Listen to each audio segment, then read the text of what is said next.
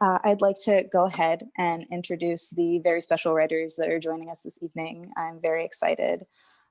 Carolyn Forché is an American poet, translator, and memoirist.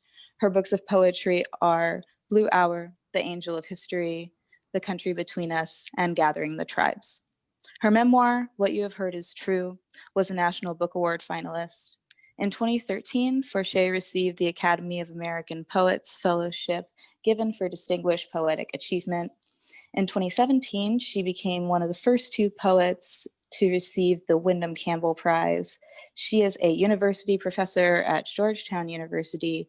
She lives in Maryland, and her latest collection is In the Lateness of the World. Please welcome Carolyn Forché. Thank you. Thank you very much for that introduction, and thank you, Green Apple Books, for having us tonight. I'm honored and thrilled to be reading with Valzhyna Mort, whom I've known for a good many years now, and whom I respect and admire enormously. I'm going to read for about 10 minutes, and then Valzhyna will read, and then we will have a conversation, and then we will read one more poem each. And after that, we'll have a question and answer period with all of you. And I thank you for coming tonight. I'm going to open with a poem called The Boatman. It was given to me by a man whom I met in the winter in Milwaukee, Wisconsin, but he was from Homs in Syria and had made the crossing through the Aegean to reach Europe. The Boatman. We were 31 souls, he said, in the gray, sick of sea, in a cold rubber boat, rising and falling in our filth. By morning, this didn't matter. No land was in sight. All were soaked to the bone, living and dead. We could still float, we said, from war to war. What lay behind us but ruins of stone, piled on ruins of stone? City called Mother of the Poor, surrounded by fields of cotton and millet. City of jewelers and cloak makers with the oldest church in Christendom and the sword of Allah. If anyone remains there now, they would be utterly alone. There is a hotel named for it in Rome, 200 meters from the Piazza di Spagna, where you can have breakfast under the portraits of film stars. There, the staff cannot do enough for you.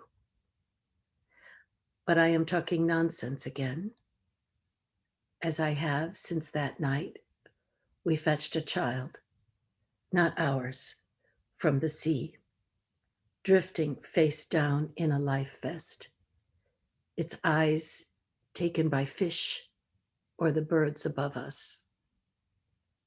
After that, Aleppo went up in smoke, and Raqqa came under a rain of leaflets warning everyone to go. Leave, yes, but go where? We lived through the Americans and Russians, through Americans again, many nights of death from the clouds, mornings surprised to be waking from the sleep of death, still unburied and alive, with no safe place. Leave, yes, we'll obey the leaflets, but go where? To the sea to be eaten? To the shores of Europe to be caged? To camp misery and camp remain here?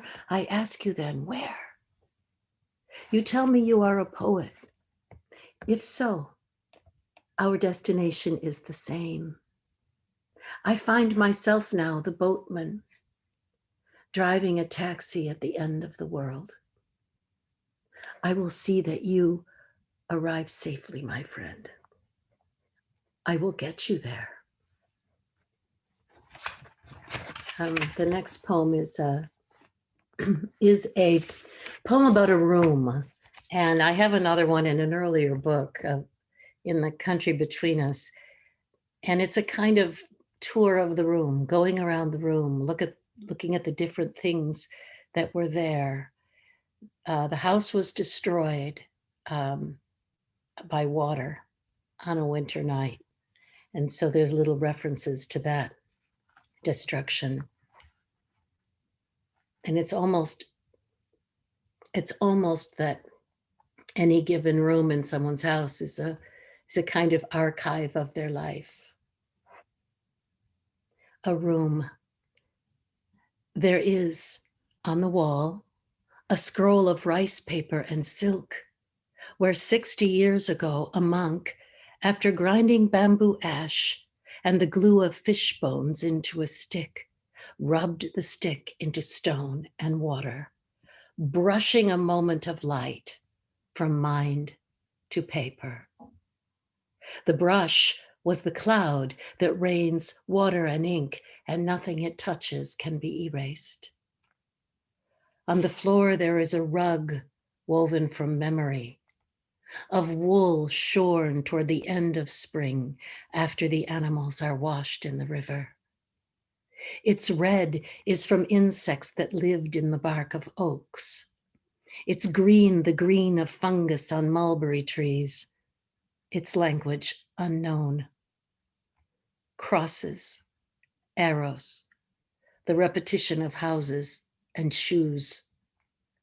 The table near the window was a girl's dowry chest, with a wooden statue of Saint Dominic missing an arm, and a Chinese couple in jade on pedestals of scholar stone. He stroking his long beard, hiding a sword behind his back. She with an unopened lotus blossom over her shoulder. 2 small Buddhas carried by hand from Hangzhou. The blue crystals were blown, then etched by a diamond cutter who sold them in a city known for its 900-day siege. A young man brought the coffee service from a souk.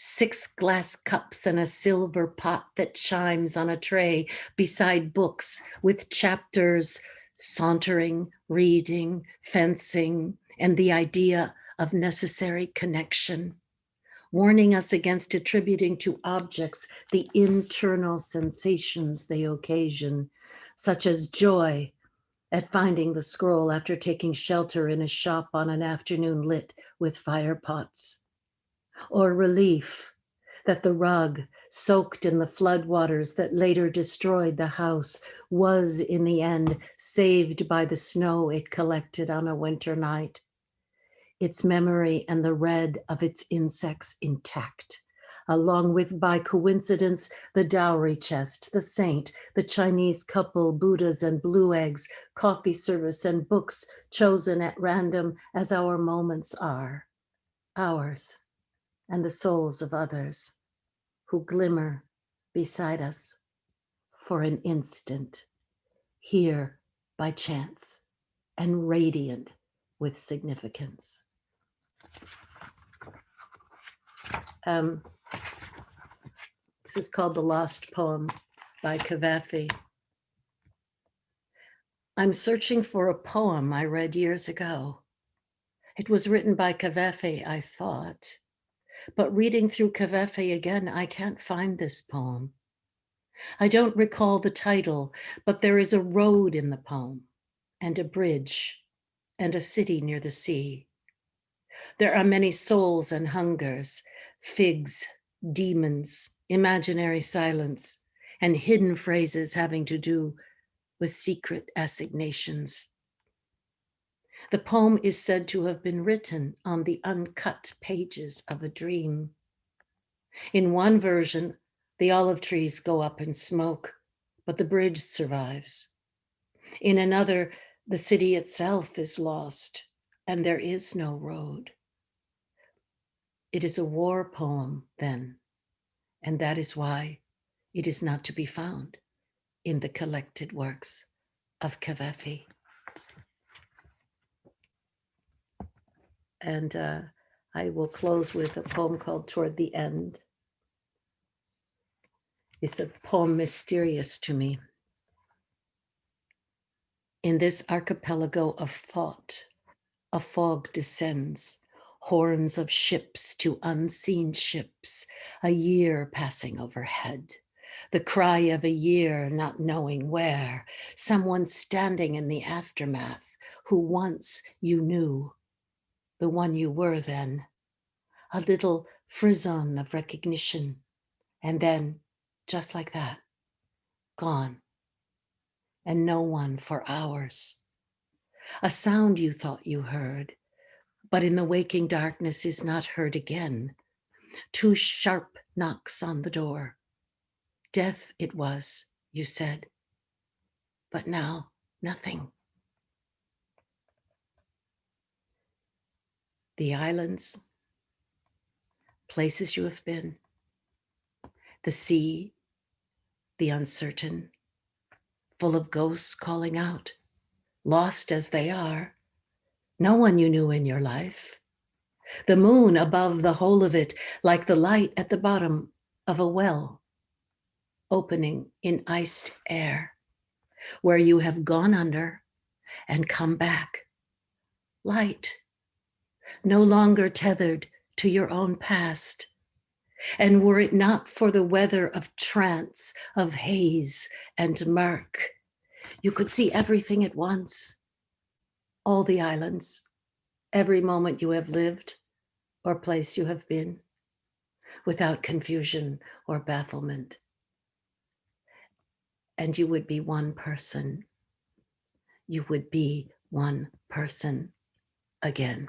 Thank you.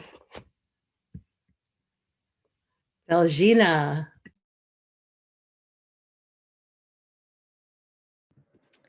Thank you so much, Carolyn, for creating this space with your poetry that I'm so honored to step into now and read mine.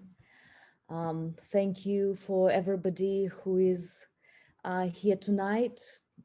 Tonight is a difficult day of loss and mourning in Belarus.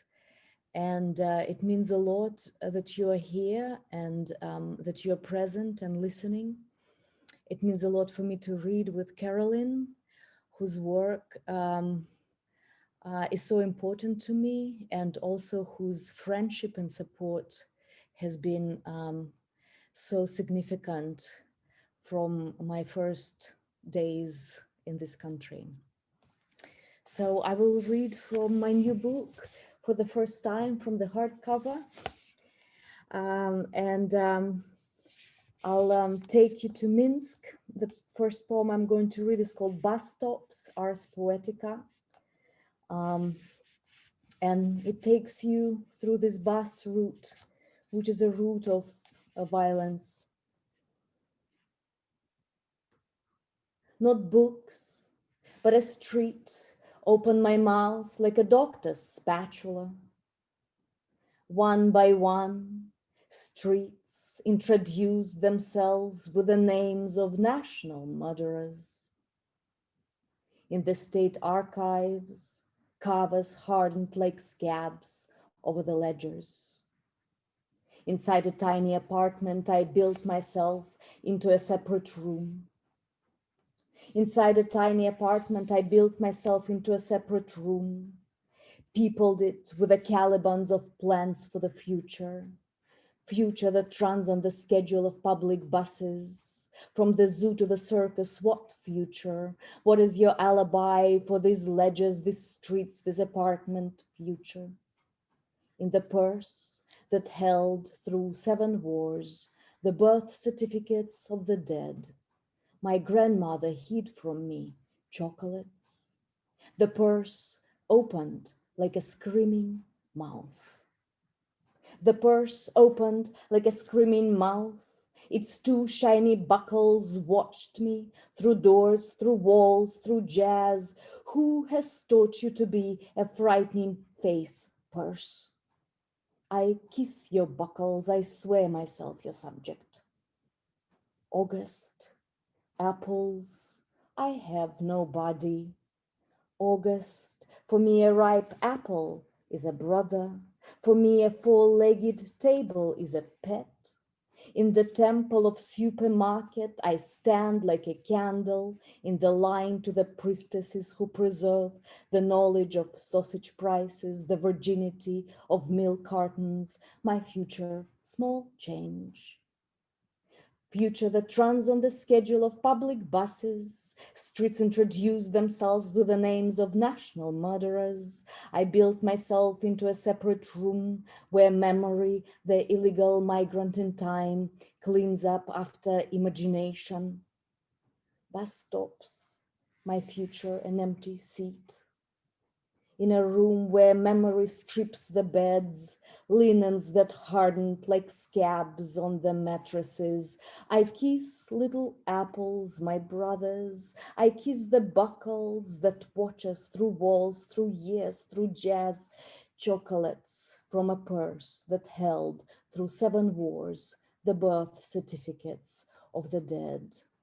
Hold me, brother apple.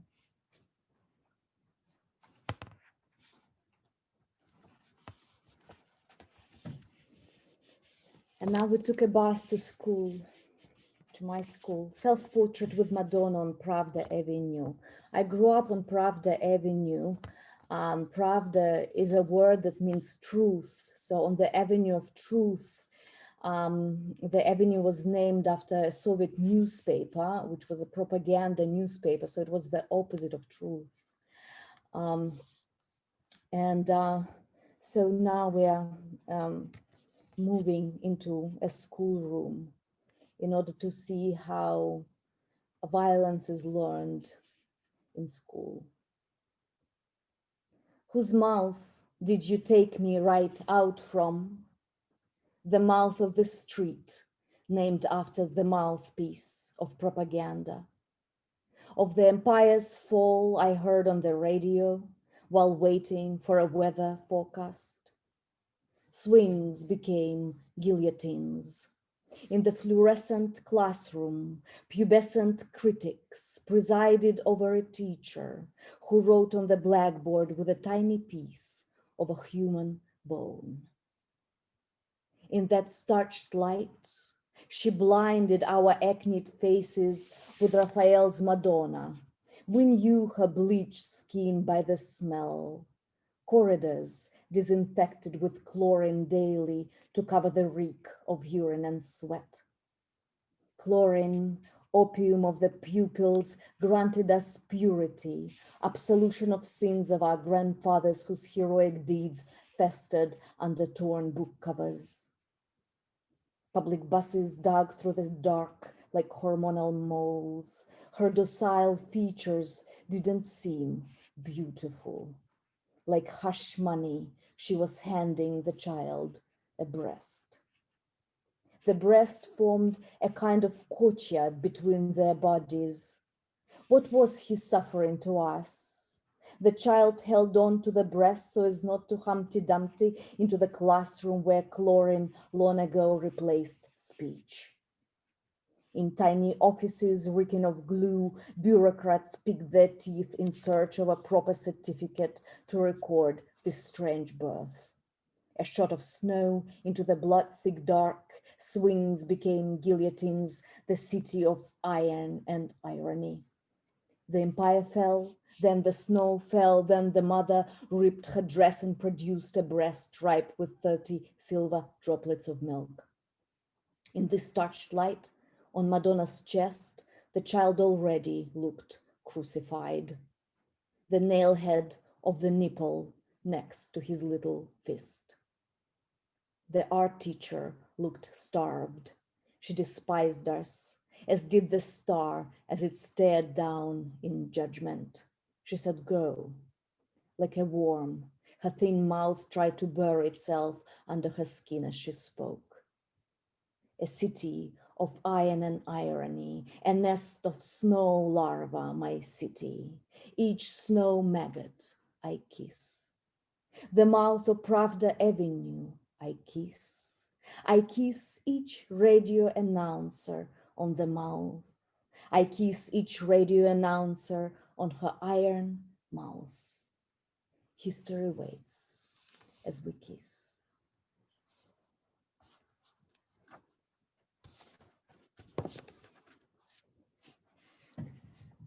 And now moving on to a train.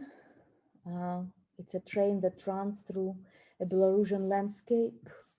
And when you look outside into the window, because it's dark, you see only your own reflection. But hiding there in the dark, always present, is radiation from the Chernobyl fallout. The trees I've glimpsed from the window of a night train were the saddest trees. They seemed about to speak, then vanished like soldiers. The hostesses handed out starched linens for sleep. Passengers bent over small icons of sandwiches. In a tall glass, a spoon mixed sugar into coffee, banging its silver face against the facets. The window reflected back a figure struggling with white sheets.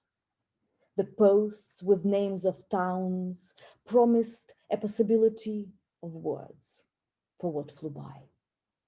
In lit up windows, people seemed to move as if performing surgery on tables. Chestnut parks sighed the sighs of creatures capable of speech. Radiation, an etymology of soil directed into the future, prepared a thesis on the new origins of old roots, on secret disfiguring missions of misspellings, on the shocking betrayal of apples, on the uncompromised loyalty of cesium. My childish voice, my hands, my feet, all my things that live on the edges of me. Shh, now, the chestnut parks, I about to speak. But now they vanished. I was extracted from my apartment block, chained to the earth with iron playgrounds where iron swings rose like oil wells. I was extracted before I could dig a language out of air with my childish feet. I was extracted by beaks, storks, cranes. See the conductor punching out eyes of sleeping passengers. What is it about my face that turns it into a document, into a ticket stretched out by a neck? Why does unfolding this starched bedding feel like skinning someone invisible? Why can't the spoons, head down in glasses, stop screaming? Shh, the chestnuts, I about to speak. And the last poem I'm going to read is called Music Practice.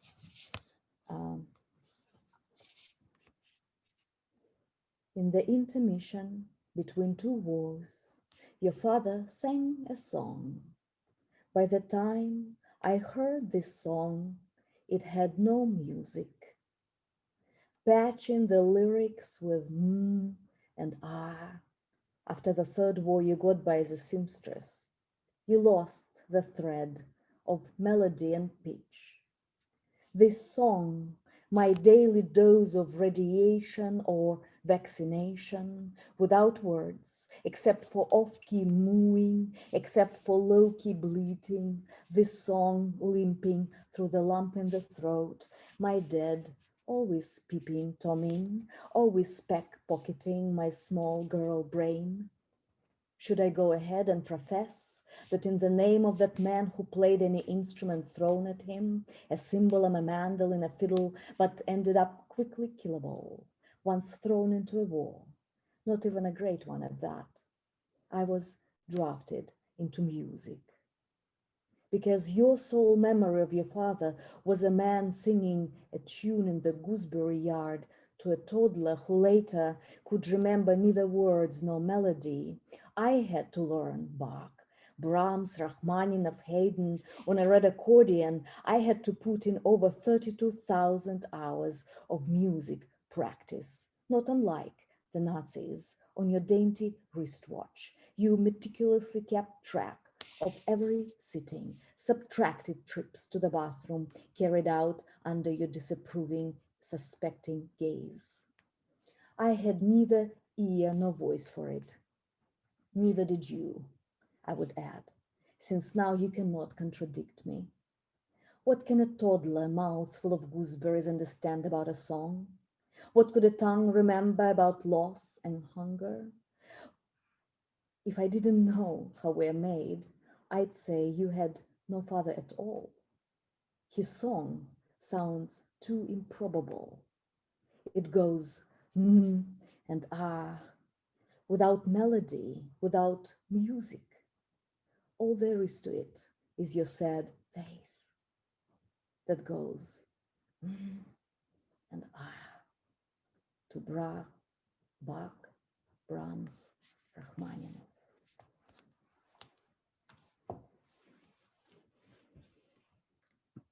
Thank you, Valzhyna.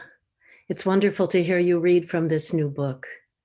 I hope you'll forgive me. I want to share something that I wrote about this book before I ask you the question.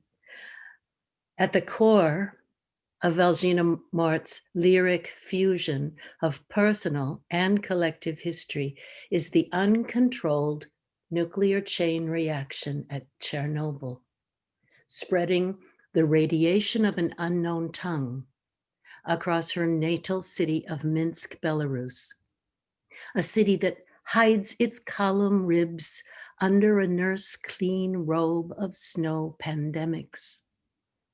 In the liminal space between language and silence, at dizzying imaginative speed,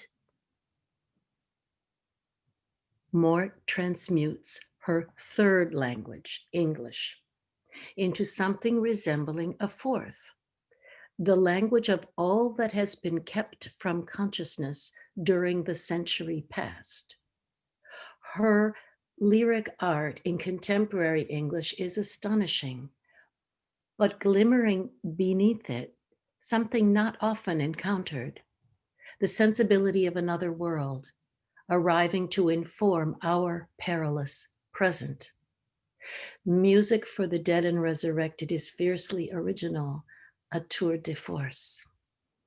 Valzhyna, I met you years ago, and I myself had been to Belarus and to the south of Belarus, near the exclusion zones of the Chernobyl reactor. And we really hit it off when we met. You were very young and you had your accordion with you and your poems.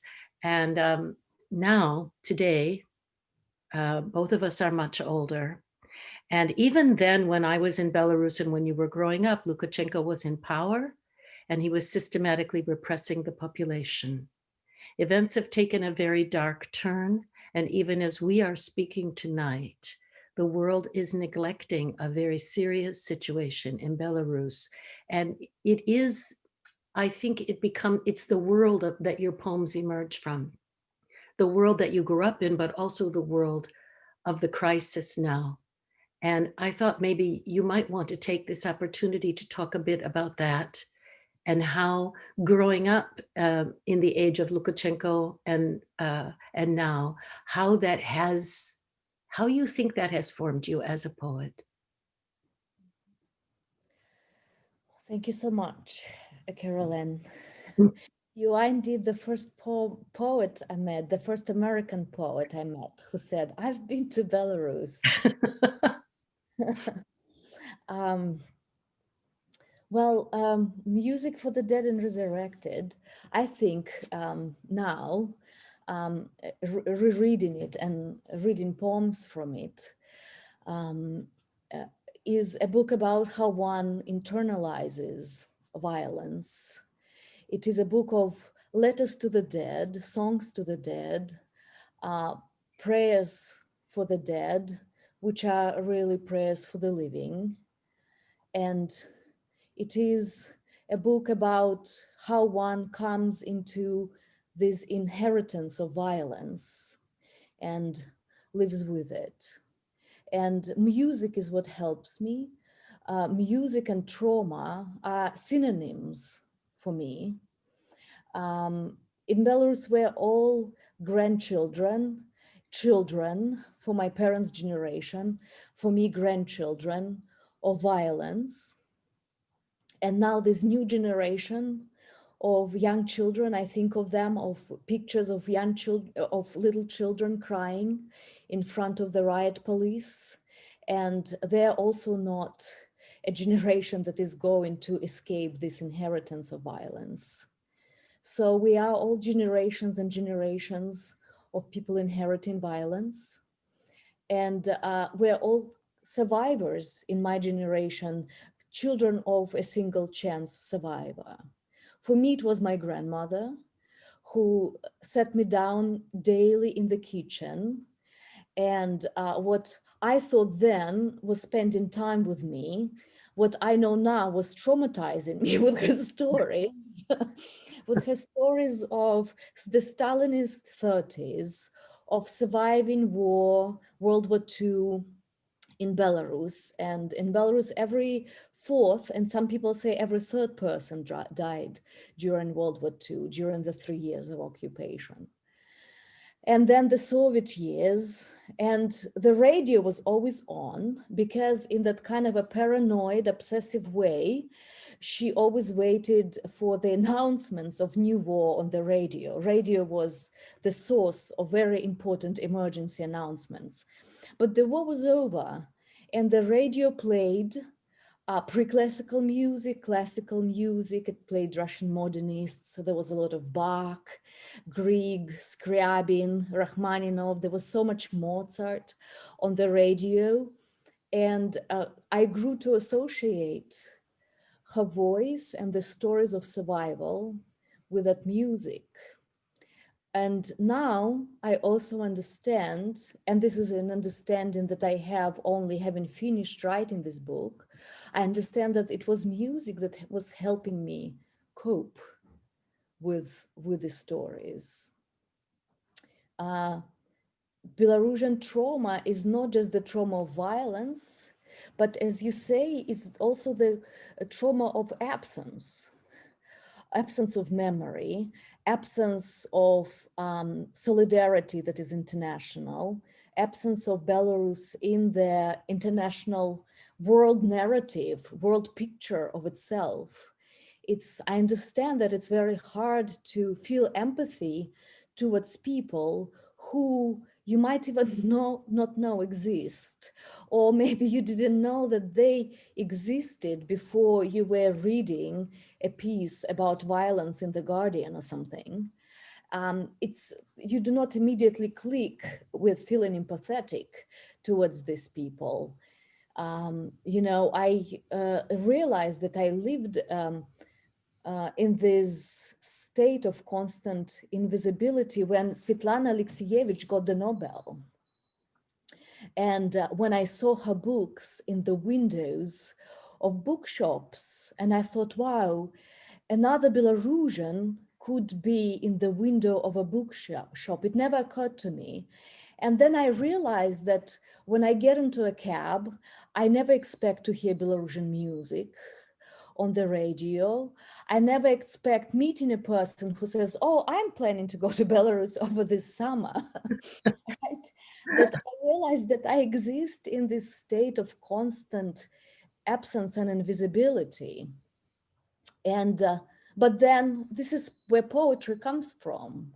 It comes from absence, it comes from muteness. And it comes from this scream, right? Lyrical voice is the voice that lost control of itself, of a human voice.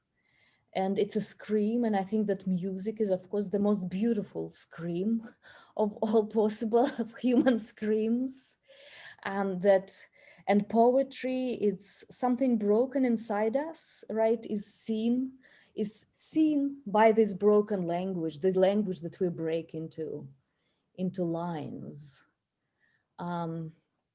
So it's, to go back to your question about growing up in this totalitarian system, it's very difficult to speak about it like this in prose, in a conversation. it's much easier for me to write about it. I wrote an essay recently that was published on LitHub, which connects my childhood in the 80s, the violence then, with the current ongoing violence, and how it's all triggering things. The current violence triggers those old silences. The genocide of Belarusians that we did not talk about, first the genocide of the cultural elite in the 30s, when just generations of artists were murdered, sometimes in one night, when all of their archives, their manuscripts were burnt. To the genocide of Belarusian peasants during the war, when people were put into the largest building in the village and the building was set on fire. And so today what we have, all of that is triggered when people are stuffed into police vans and then they're driven into overcrowded prisons where there are so many people in one cell that it's impossible to breathe. And so all of these, I heard from a journalist who was interviewing me in August. He said, not that many people were killed. Why are you so upset? And because worse things could have happened, because for him, it was all about the count of the murdered. But for us, for Belarusians, it's about 200 years of genocide, 200 years of people put into overcrowded jails, overcrowded barns set on fire, and the world silent, and everybody silent. When internet was turned off in August, what my friends were messaging to me, they were saying, is anybody seeing us? Does anybody know? Because they felt trapped inside a country as inside a barn in which anything could happen to them. So I feel like I'm speaking for too long. I would say that there's something quite innovative about the language of this book. It seems that you have found a new way of creating a lyric that is somehow able to survive the pressure of history. I think of the lines, the grave of memory, grave upon grave of memory in a train of coffin wagons head first, rushes, train upon arrives in the earth.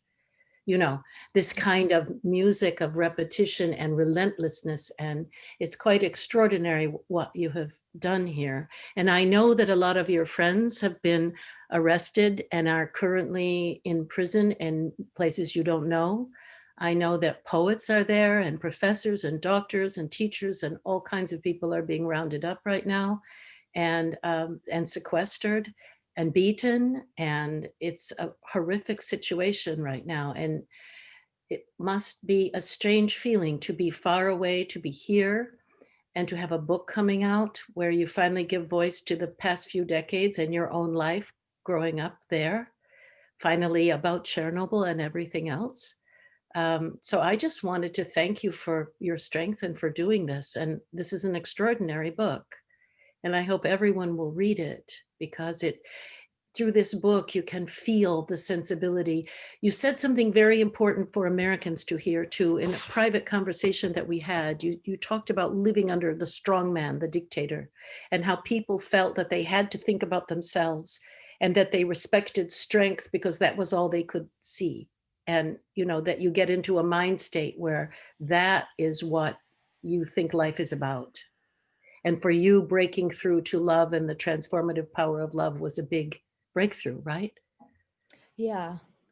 Yeah, we were socialized from early on, and I think we still are, to respect violence, right? To respect a bully, to respect somebody who is cunning, to a child who in kindergarten would be given as an example, um, is the one who pushed somebody in order to take their sandwich away, you know.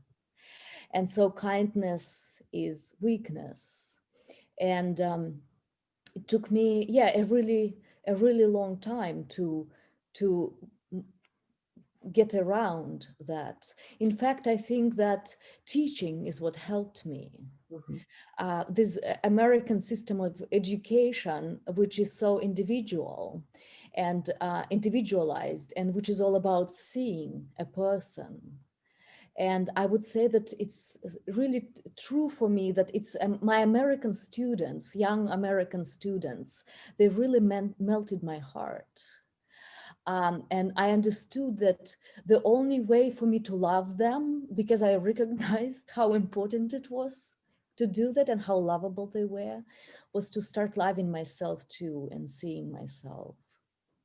Valzhyna, you might want to read one more poem and then I'd like to open to the audience for their questions too. We Uh, were both going to read, but I think you should just read one more poem. So we'll I'll have read time. I'll read one poem and then a little part that I like to kind of have sing after it. I always promise myself, I'm a very theatrical reader. I'm a very theatrical poet because for me, poetry is about transforming. It's about going out of myself, out of my body, out of my voice, out of who I am on daily basis, out of my person. So I always promise myself to read very calmly, to read to read in the most removed way. But I just cannot help it. So Zoom is not easy for me. I really miss being on the stage. Thank you so much for being here, everybody. So I'll read a poem to Antigone, a dispatch. It's about Kurapati, the woods on the outskirts of Minsk, where we have mass graves, mass burials, but nobody is allowed for scholars, for archaeologists to go in to see who is buried there. We do not know. Thousands of people, skulls, bones are found on the ground by people who walk around. But the only thing that is allowed is to build highways over the bones. Antigone, dead siblings are set. As for the living, pick me for a sister. I too love a proper funeral. Dragged against sisters, pop-up burial. Landlady, I make the round of graves, keeping up my family's top-notch properties. On a torture instrument called an accordion, I stretch my bones into fingers of a witch. My guts have been emptied like bellows for the best sound. Once we settle your brother, I'll show you forests of the unburied dead. We'll clean the way only two sisters can clean a house. No bones scattered like dirty socks, no ashes at the bottom of kneecaps. Why bicker with husbands about dishes when we've got mountains of skulls to shine? Labor and retribution will share, not girly secrets. Brought up by dolls and monuments, I have the bearings of a horse and a bitch. I'm cement in tears. You can spot my graves from afar, marble like newborn skin. Here, history comes to an end like a movie with rolling credits of headstones, with nameless credits of mass graves. Every ditch, every hill is suspect. Pick me for a sister, Antigone. In this suspicious land, I have a bright shovel of a face. Put your bones into braids of graves, woods. Put your bones into braids of graves, ravines. Put your bones into braids of graves fields. Put your bones into braids of grave swamps. Put your graves into braids of bones, mother. Put your graves into braids of bones, moth. Put your braids into graves of bones, ghost. Put your graves into graves of bones, guest. Braid your bones neatly, braids your bones bravely, finger comb your bones into neat braids in our woods, ravines, fields, swamps. Thank you for being my sister tonight, Carolyn. We can have our green apple back to have questions from the audience. If you have anything you'd like to ask, preferably of Valzhyna, but either of us. Sure thing. Carolyn, did you want to read first? We have time? Sure. I can read the last poem in my book, which is called What Comes.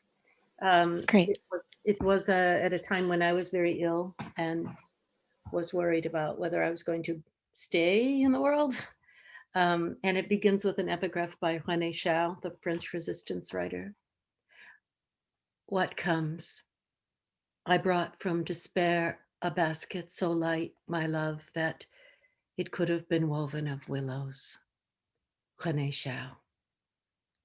To speak is not yet to have spoken, the not yet of a white realm of nothing left, neither for itself nor another, a no longer already there, along with the arrival of what has been, light and the reverse of light, terror as walking blind along the breaking sea, body in whom I lived, the not yet of death, darkening what it briefly illuminates, an unknown place as between languages, back and forth, breath to breath. As a calm in the surround rises, fireflies in lindens, an ache of pine. You have yourself within you.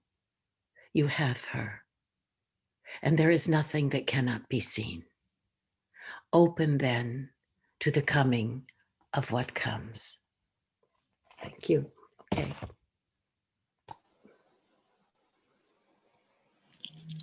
Thank you both so much. What a gift to be able to spend the evening with you. I'm going to go ahead and read a couple of questions that we have. Thank you all for joining us too, and for your very considered questions.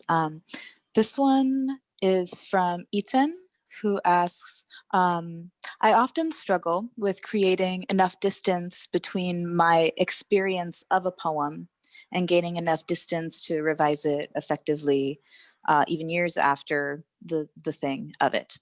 I so incorporate my knowledge of the subject during my revision readings that it's hard for me to see through a reader's eyes. Do you have any suggestions for getting around this? Well, I will hear what Valzhyna says, but I would first say it is impossible to see through a reader's eyes. You can only see the poem through the reader within you. And you're speaking to a secret otherness within you. And I think it will only frustrate you if you try to imagine what the reader can understand or not understand. And I'm really anxious to hear how Valzhyna will respond to this. I'm glad, Carolyn, you responded to the second half of the question. I'll then respond to the first half. Oh, it disappeared. Oh, there it is answered. It helps to look to the about the creating enough distance between the experience of the poem and gaining enough distance to revise it effectively. Well, for me, revision is about writing, and a revision is about rhythm. For me, it's very musical. I think of the space of a poem, very architecturally, but also this architecture is musical architecture. And I think that I keep repeating, like in a fugue, for example, right? There is the theme, a musical theme, and then there is a variation on it, and then there's something completely different, but the theme is already repeating in a different voice, in a different register. And so I just keep singing these rhythms, these images, and I cut a lot, so I do not get too attached to what I write. What helps me is that I write in two languages at once, in English and in Belarusian. And so and that's something, what I've learned from this translation is that something that really seems very powerful and wonderful in one moment, when you start translating it and wondering why it fails in another language. In 99% of cases, it's when I discover that what I thought was pretty amazing was not amazing at all. I call it the test by translation. And and then I keep editing between the two drafts back and forth. But yeah, you never know. I mean, to be a poet is to submit to failure, to know that you would never be satisfied, that everything will seem like a failure, because we're trying to create music out of language. We're trying to create a space that we can be in, we can journey through, our readers could walk through, but we're creating it in the air. And so it's very satisfying to have the book finished, but then when I sit down to pick the poems for this reading for 10 minutes, nothing seems good enough. And then I think, but why am I so happy? Why was I so satisfied? It feels that everywhere I fall short a little bit. And so I have to sit and keep writing again, keep searching for the language. It's really very obsessive and unhealthy in many ways. But then in the moment of writing, it is very healthy. And it helps you cope. And then when other poets read their poems, when Carolyn reads her poems, I feel that I'm coping with something in this moment. I feel that she's putting a magic pill into my mouth. And as long as I stay in this space, that I can, I don't know what I can do. Again, a word is a verb. I don't know what that verb is. I can be poetry. I can be with poetry.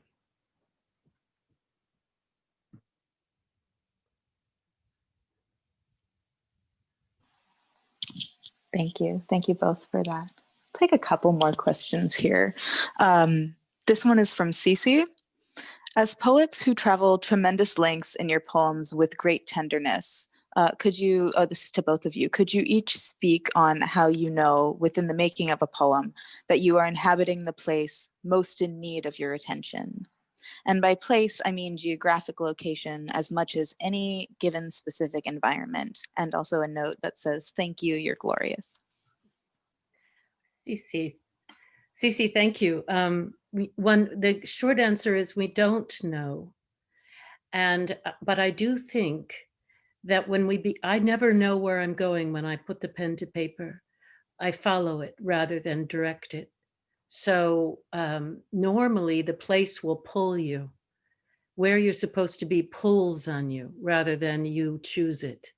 And usually you know that you're all right when it leaps out of itself and becomes larger, when there are other things happening below the surface of the poem, when the poem all the words begin to resonate with all of the other words, and they seem to be in conversation, both musically and and in terms of their content and in terms of their other dimensions of the language. So, you know, you sort of have to trust this process. And I throw away a lot. Like Valzhyna, I cut a lot, because when I get outside the poem and I'm not writing, I'm reading it aloud to myself and reading it over and over to myself out loud so I can hear it. I can hear the places where I should, what I should get rid of. You have to follow your ear at that point. But I think the poem pulls you. The poem takes you where it wants to go. And if you can't surrender to that, you won't make the breakthroughs. So you have to be able to surrender. You have to be able to give up control in the compositional process, which is the musical phase of composition. And then there's the architectural phase of shaping the poem and structuring. And then there's the weaving phase of noticing what's happening between, in the interstices of the language, what's happening between the words and beneath them, and what other subjects are suggested that aren't spoken, what other subjects are whispering inside the subject of the poem. Now, Valzhyna. Well, it's very similar, right? And I feel that the both questions, thank you so much for them, because they are the two questions that are interested in the mystery that is poetry. And it seems that they are trying to address the same space, the same place. And I think too, like Carolyn, that a poem is all about losing control of what you think a poem should be or can be, and of who you are. For me, when I write, I do not want to hear myself. I have to write myself into a space where my voice is somebody else's voice, right? This is where I open my mouth, but I hear somebody who I cannot hear. A dead poet, a dead ancestor, somebody who I don't know, but their memory is running through my blood.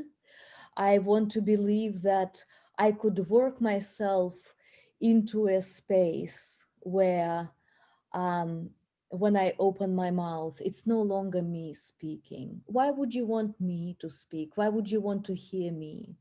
You know, I wake up in the morning, I want to have coffee immediately. Then, I complain about this and that. I think that I could make, as a person, I can make only statements and gossip. I think But what you're talking about is the escape of personality, isn't it?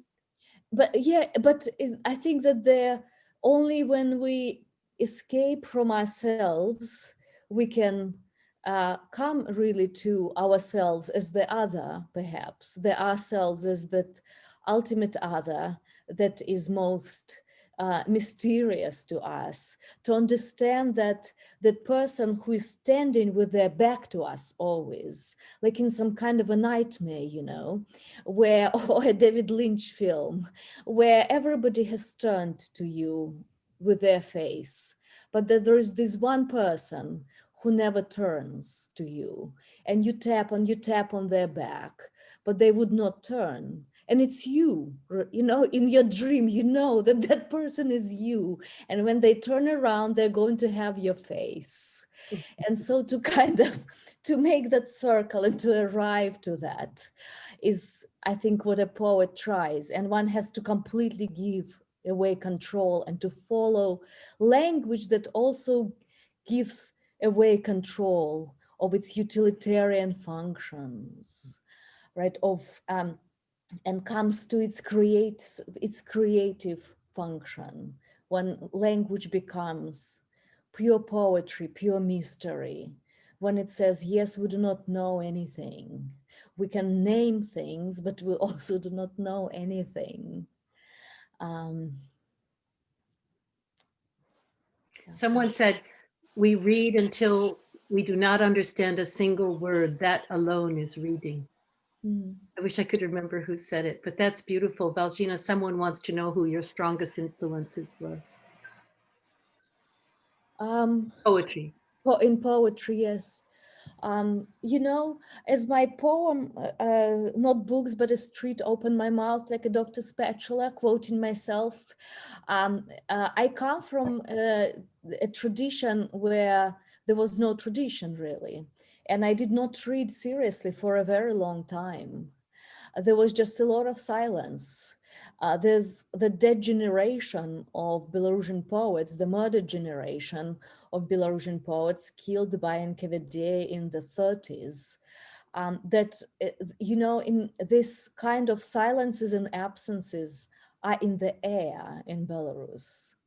And I think that all of that crazy storytelling that is constantly happening, where people who went through great violence, great hunger, who escaped genocide, when they're telling you stories, all of that was a big influence on me before I came to read anything.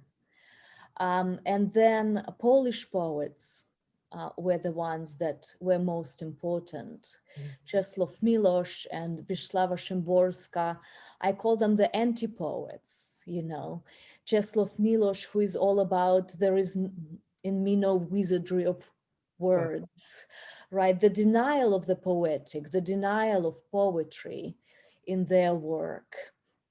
As with Szymborska too, with her dry, paradoxical, scientific poems, mathematical, they were very important to me. But then, but now, I read across time and geography and language. If I like a poet, I'm going to read them in every language that they have been translated into. Somebody who I really love, who is very important to me, is a Scandinavian poet, Inge Christensen. Her book-length poem, Alphabet, is all about repetitions and creating some kind of a way of talking about, creating a language of talking about this world of violence, the world of ecological crisis, a catastrophe, the world of atomic bombs, of poison, and this world of helplessness, really, where we feel so helpless. So this is somebody who I return to. I'm naming only, I'm talking only of dead poets. So, but a lot of people, Konstantin Kavafi, I really love. I don't know. It's really a lot of poets, Russian poets too. I really love Anna Akhmatova, Osip Mandelstam, Gennady Aigi, the three very important Russian language poets to me. But it's a very long list. I think that if you are looking, if Kafkaen is looking to read something, I think it's great to start with anthologies. There are really great anthologies, and go for international anthologies, please, so that there's no this illusion that the English-speaking world is surrounded by silence, because it is not.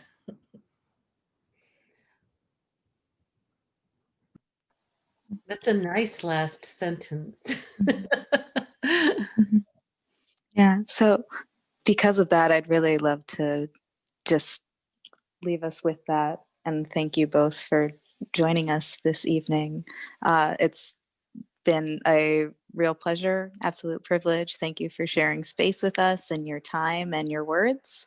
And thank you all for joining us out there. It's been a real treat.